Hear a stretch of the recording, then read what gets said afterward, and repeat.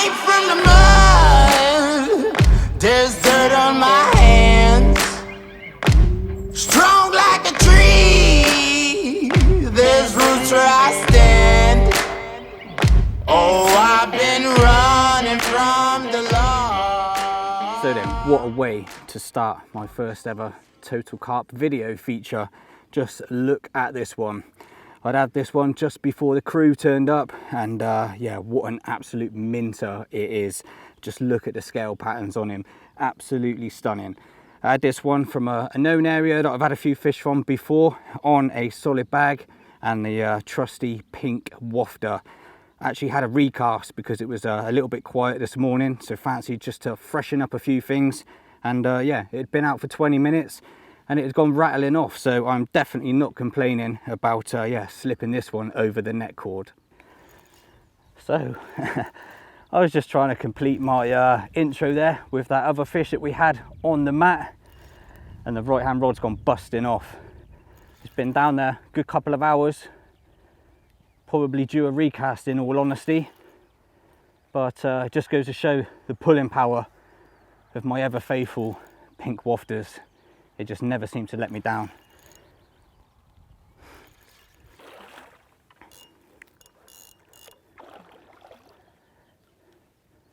So it looks like we've attached to a really angry little common. They do tend to fight underneath the rod tips quite well in here. They get in sort of 2/3 of the way over, and then they really start to wake up.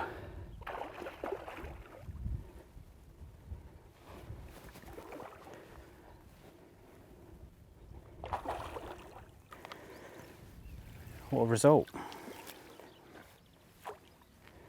Get in. Whew. Well then, second one of the session. Angry little common, beating me up underneath the rod tip just as much as on the mat. As you can see, I've lost my glasses, so that is a losing battle. But yeah, really, really nice, really, really clean. Quite a solid little fish for its size. So yeah, we'll slip this one back, get the rod sorted, get that straight back out on the spot, and hopefully we can make it a hat trick.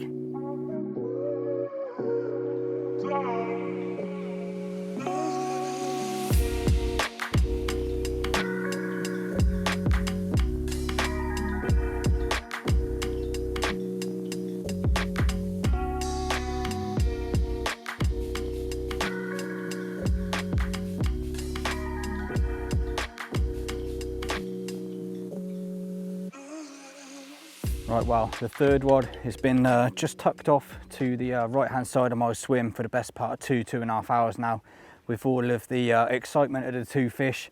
This one hasn't actually done anything. I did see 3 or 4 shows, lowered a solid bag down onto it with my baiting pole just purely for discreet and ease of getting the bag out, but as I say, nothing's materialized. So I'm going to have it in, freshen up the bag. I've got 2 other spots that I could potentially drop this one, and we have seen the fish in open water, so it'd be silly not to drop a bag onto it. So let's have it in, get the solid bag filled and get it straight back out. Right, I like to build my bags a certain way. I see various people do it in different sort of ways and where they lay their hook bait in their lead, but I'm just quite simple really. I just drop the hook bait into the corner like so, and I like to lay the shank of the hook down the bottom of the bag. I then pinch the lead between the solid bag like so, and I will start to fill the solid bag with my micro pellet. Once the bag's around sort of 1/3 full, just give it a little pat just to settle the pellets down in the bottom of the bag, making sure it's nice and compact. I'll then start to load the bag with another small handful of pellets until it's sort of 2/3 fill. Again, give it a little tap so they're all working themselves into position. I will then drop my lead in like so, just so that the top of the lead is in line with the bag.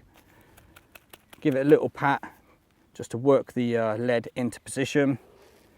Fill the bag just so that there's around 1 centimetre of PVA bag from the top, in which that will allow you to compact down again, twist with your fingers and tie off with some PVA tape.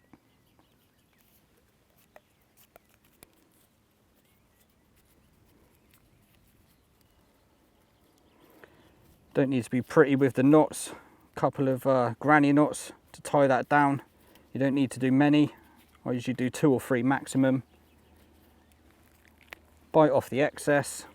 As you can see, the bag just needs a little bit of a licking stick, so just wet your thumb and forefinger, twist it around either your stem or your leader depending on the setup, and that will sit nicely down, flush.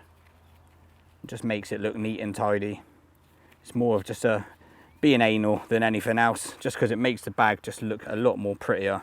And as well, licking and sticking the corners, tucking them in, just allows for aerodynamic casting.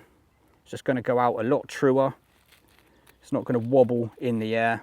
And if you're fishing long distances, which you can with the solid bags, then it will allow for that, like I say, to fly true and go exactly where you want it. Nice and compact, nice and hard, and it will go out like a bullet.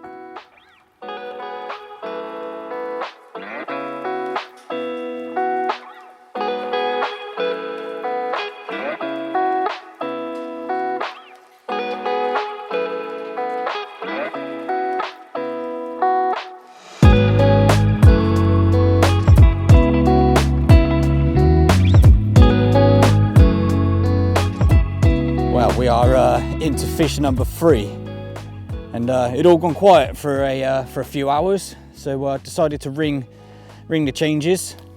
Had a change of spot and also a change of hook bait colour. Same scent, but just yeah, a yellow one this time, just to see if that would nick me an extra bite. And that is exactly what it's done. Another little common, it looks like, but yeah, what a result.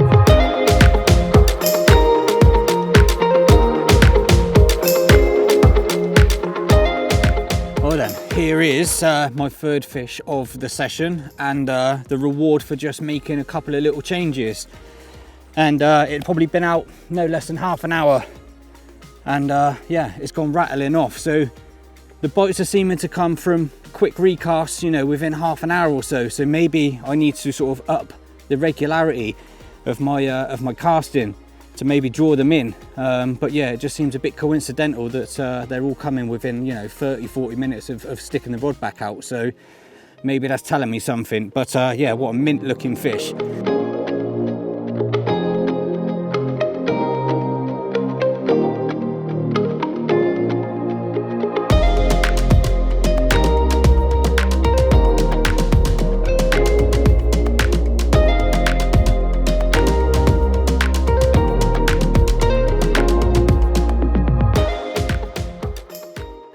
Well then, fish number 4 of the session. As I mentioned when I was playing the fish, I've been bouncing this rod from left to right, down the left hand margin, right hand margin, chasing shows, and it's finally paid off. I'd seen a couple show just to the sort of right in the bay there, and yeah, just couldn't resist slipping out a solid bag with a little extra handful of pellets in there to pull them down. And yeah, it's finally paid off. This lovely golden common. I'd say slightly bigger than the last one, so it's going in the right direction. So let's keep our fingers crossed for one of the bigger residents to come and pay us a visit.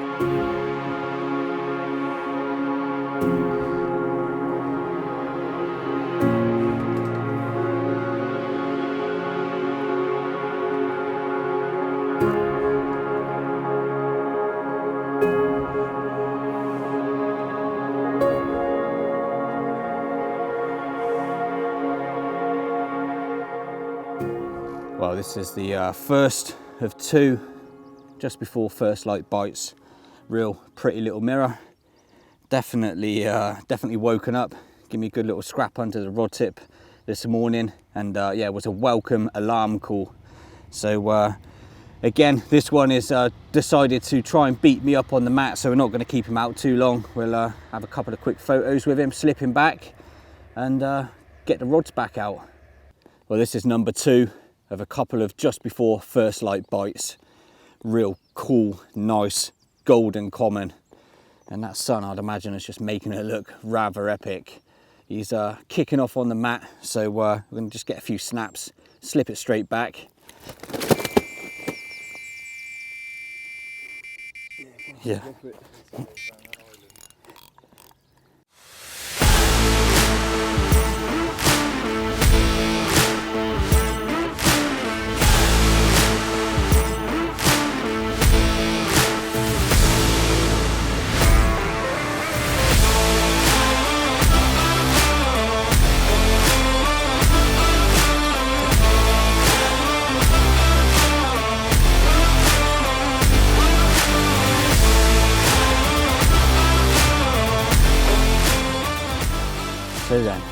session is drawing to a close. Set myself a little target this morning. Instead I wanted to go home with double figures, which was possible, and I'm just one fish away from it now. Number 9, and just look at him, absolutely mega one. So pretty, some wicked scales on both sides. Really happy about that. Come off the back far margin, just about a rod length off the far bank. Pink wafter again in those solid bags, just picking them off one by one. So yeah, I need to slip this one back, get that rod out sharpish, see if we can turn it into double figures.